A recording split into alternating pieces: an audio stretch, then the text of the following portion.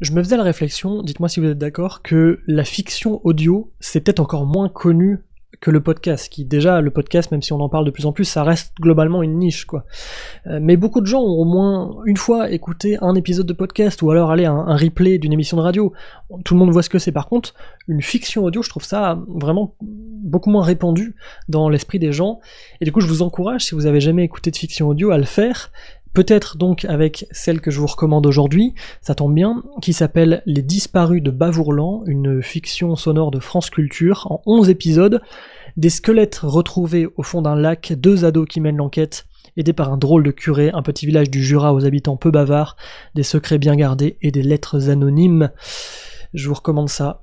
Les Disparus de Bavourlan, peut-être que ce sera votre première fiction sonore, je vous en dis pas beaucoup plus, je vous laisse avec un petit extrait, et je vous dis à demain. Sa femme.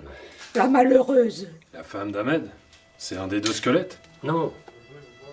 Rita, elle est morte avant le déménagement. De quoi? Assez. Mais... Assez. Y a rien de bon à réveiller les morts. Un corbeau. Encore un corbeau?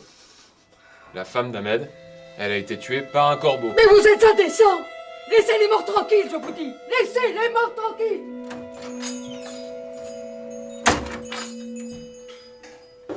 Il n'aime pas parler de ça. Quel corbeau?